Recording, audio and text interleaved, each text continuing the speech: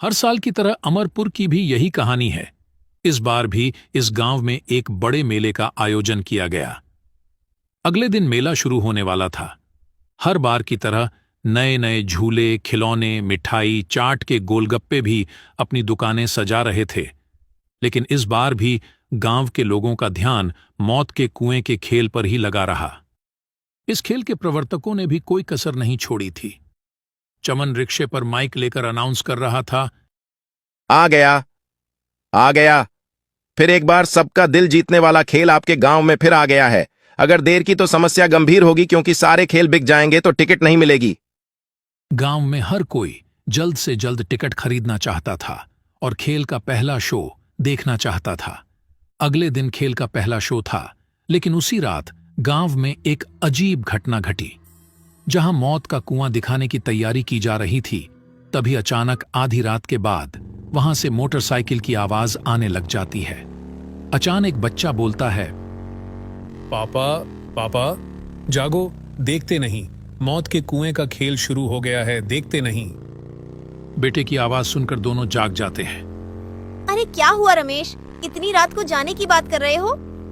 माँ, हमने तो उस मौत के कुएं का टिकट ले रखा है, देखते नहीं वो खेल शुरू हो गया है। मोटरसाइकिल की आवाज आ रही है ना। अभी रात है, वो खेल कल शाम से शुरू होगा। पर ये आवाज कैसी है मम्मी? अरे कुछ और आवाज होगी, चलो सो जाते हैं। रमेश सो गया, लेकिन जैसे जैसे रात बीत रही थी मोटरसाइकिल की आवाज बढ़ती जा रही थी। कुछ देर बाद मोटरसाइकिल की आवाज आनी बंद हो गई और वहां से एक महिला और बच्चे के रोने की आवाज आने लगी। वह आवाज गूंजी और उसके माता पिता जाग गए। इस बार उन दोनों ने भी उस आवाज को सुना। वे सभी बहुत डरे हुए थे। वे उस स्थान पर जाना चाहते थे, लेकिन वे हिम्मत नहीं जुटा पा रहे थे। अगली सुबह जब उन लोगों ने यह बात गांव वालों को बताई, तो किसी ने भी उनकी बातों पर ध्यान नहीं दिया, क्योंकि उनके अलावा किसी ने वह आवाज नहीं सुनी थी। शायद ऐसा इसलिए भी था क्योंकि उनका घर मेला के मैदान के पास ही था। उसी दिन शाम को महेश, उसके मम्मी पप्पा मेला देखने गए। चारों तरफ लोगों की भीड़ थी। कोई झूले पर बैठकर चिल्ला रहा था, कोई हाथ में नए नए खिलौने लिए मुस्कुरा रहा था, कोई जलेबियां देखकर लौट रहा था, कोई गोलगप्पे की दुकान पर गिने बिना गोलगप्पे खा रहा था। पर महेश को इंतजार था मौत के कुएं का। खेल शुरू होने पर भी काफी लोगों की भीड़ लग गई। लोग खेल शुरू करने के लिए कह रहे थे, तभी गाड़ी स्टार्ट करने की आवाज आई। गाड़ी चालक एक्सीलरेटर पर एक्सीलेटर बढ़ा रहा था। पूरे मेले में गाड़ी की आवाज गूंज रही थी। गाड़ी की आवाज से दर्शक उत्तेजित हो रहे थे। कई लोग सीटियां भी बजाने लगे। लेकिन इसी बीच लोगों ने देखा कि एक छोटी सी बच्ची मौत के कुएं में बैठी रो रही है। लोग चिल्लाने लगे, ये किसकी बच्ची है?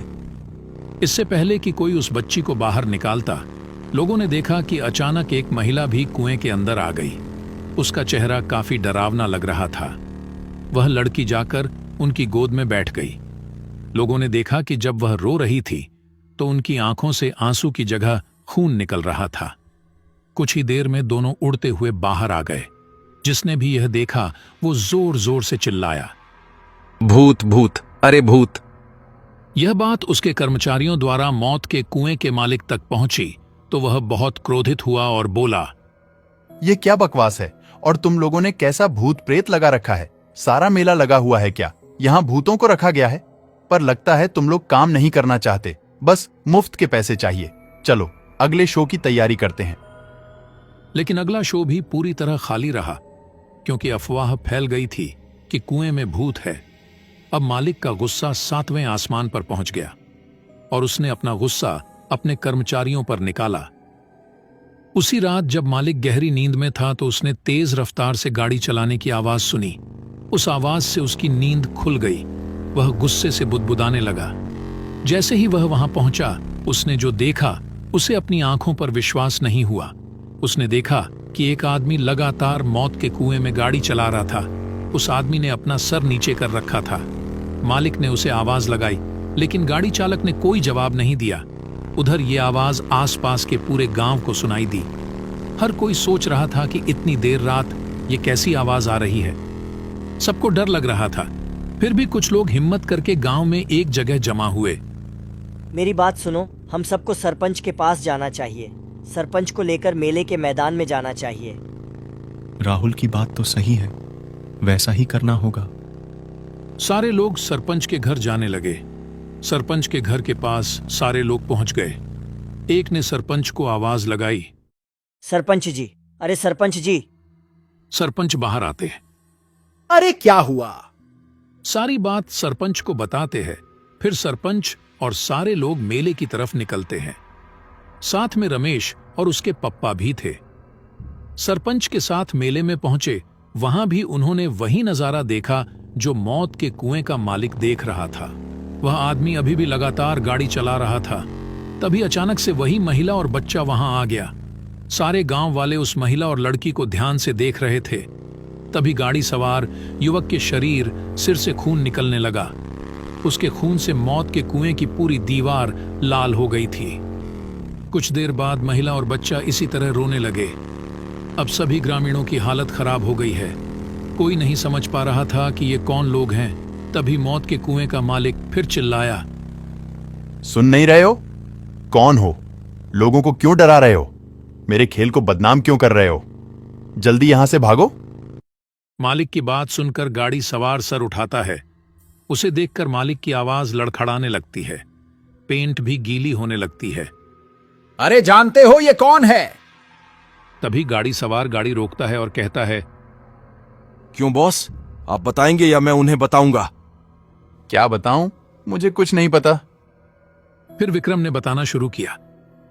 गांव वालों, मैं दुष्ट आदमी हूं। मेरे सीने में कलेजा नहीं है। मैं तो जानवर हूं। मेरा नाम विक्रम है। मैं पिछले साल तक इसके साथ काम करता था।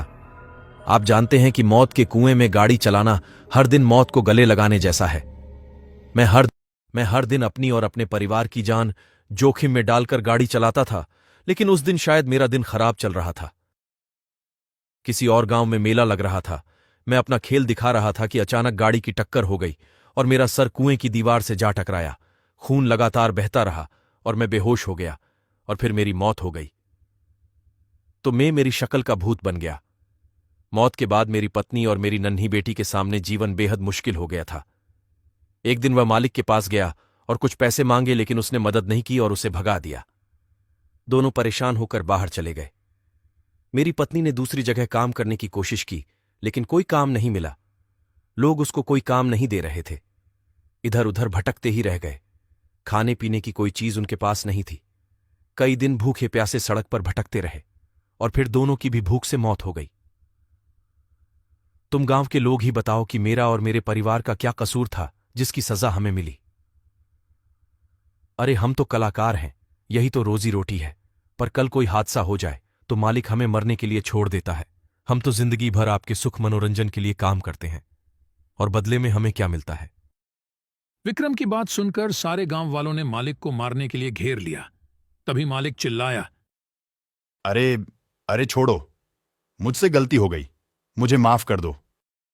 हम आपको एक ही शर्त पर छोड़ेंगे कि आप यहां काम करने वाले लोगों को गारंटी देंगे कि अगर उन्हें कुछ हो गया तो आप उस परिवार को बेसहारा नहीं छोड़ेंगे।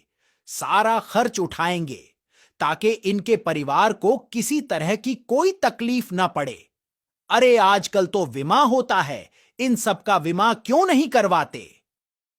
सरपंच जी, आज से ही इन सब का बीमा बनवा दूंगा और इनके परिवार की मदद भी करूंगा।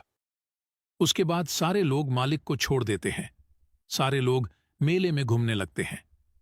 जीवित रहते हुए विक्रम अपने और अपने परिवार के लिए कुछ नहीं कर सके, लेकिन उनकी मृत्यु के बाद उन्होंने अपने साथियों का भविष्य सुरक्षित कर लिया। मेले में काम करने वाले लोग विक्रम का शुक्रिया अदा करते हैं और सरपंच का भी शुक्रिया अदा करते हैं। दोस्तों, इस कहानी से हमें यह सीख मिलती है कि हमेशा गरीब लोगों की मदद करनी चाहिए।